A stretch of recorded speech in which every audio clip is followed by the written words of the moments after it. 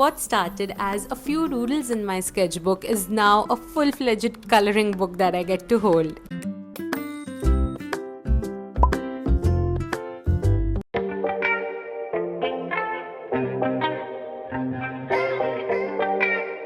Hi, I'm Simran and I run a small business called as Stoberimoo. Today you're going to see my process from ideation to finally manufacturing a coloring book. So I started by taking a poll on Instagram just to get a sense of what people actually wanted in a coloring book. I asked questions like what kind of binding do you prefer, portrait or landscape orientation, and what type of designs do people like coloring the most. Of course, everyone has their own preferences, but I decided to go with what the majority loved. I wrote everything down, like setting a few creative boundaries before starting.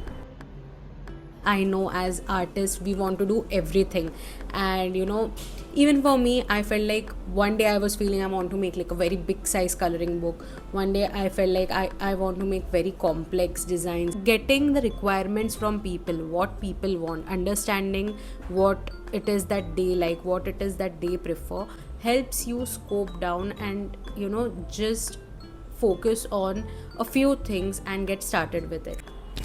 But before drawing, there is one thing that was left, and that was the theme of the book. So it is good to do your research, to brainstorm everything, take some time in the ideation process. Once I promised myself that I'm not going to go back and change the theme again and again, I finally started to draw these sketches.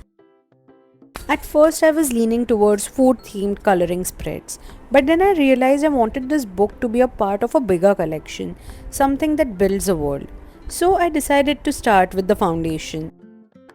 This brought me to my theme, Sunny Days in Stoberimoo Town. The book takes you through a sunny day from morning to night, filled with cheerful, cozy little scenes in Stoberimoo Town. So I took this sketchbook and I decided that I'm going to sketch all the drawings, all the scenes that I want in my coloring book here first. I have always gotten this thing whenever I'm hanging out with my friends or whenever I ask my friends like let's do some drawing ki tu mujhe drawing karke de main color kar lungi. That is how I want people to feel when they are using this book, like I have made the drawings for you and now you can simply color them the way you want. And then we get to digitizing these. I use Procreate to do all my digital illustrations and digital drawings. Here's how I usually digitize my drawings. I start by clicking a picture of the sketch I want to use and import it into Procreate.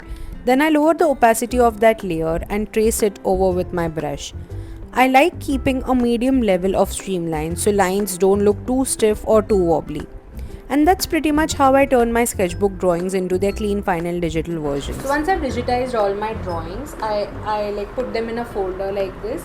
I've finalized all the digital things, then I move to designing the cover. I never start with designing the cover. That is something that takes a lot of time and you need to first understand the feel of the book before you design the cover of it rather than the other way around. Even when I'm illustrating children's books or any books for that matter, I never start with the cover first. I first make the entire art for the inside pages. For my cover page, I wanted it to be simple yet a little vibrant, and I wanted it to be yellow in color because it's sunny day. I did it to have a gingham pattern like this.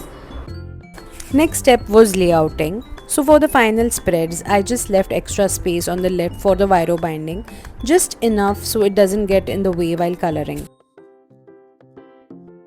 Finally, when everything was done, I designed the back cover, which honestly turned out to be my favorite. It just looks so premium and pretty.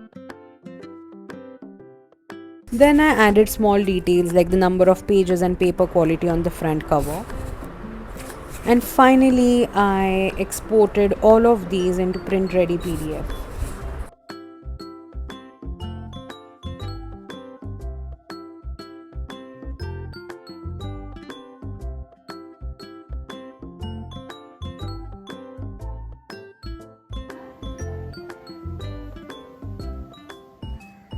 The winner was the 250 GSM texture paper, and I'll show you why. This is like a thinner paper that I have here, and if you can see there is fan going on at the top, and this is like thin and easy to bend. But this one is the clear winner because see, I'm holding it and it's stiff.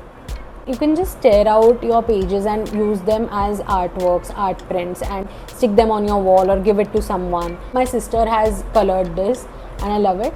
So she has used brush pens, like multiple layers of brush pens in some places. She has used acrylic markers. After using all those layers of colors, there is not like a single stain at the back. So your art, your coloring deserves to be preserved this way and be pretty and intact. You can keep it and store it for like many years hopefully.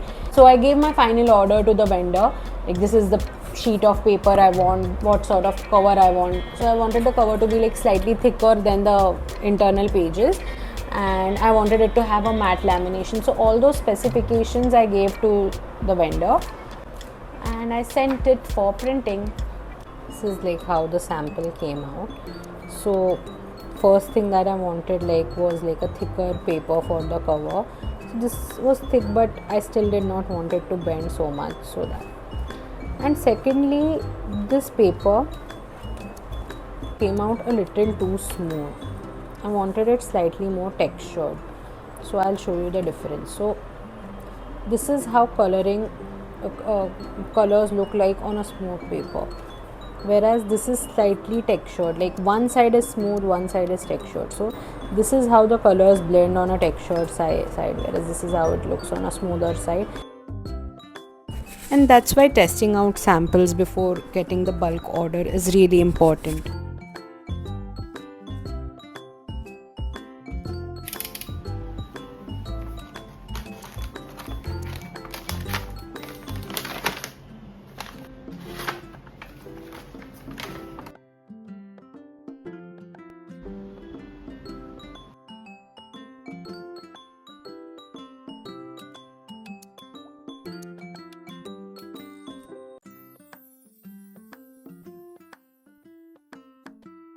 So here's a little flip through of the final book.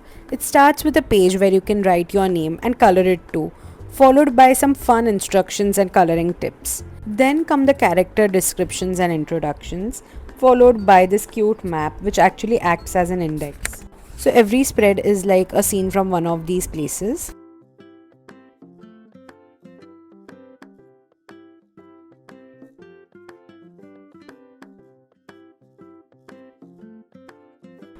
This bakery spread is my favorite.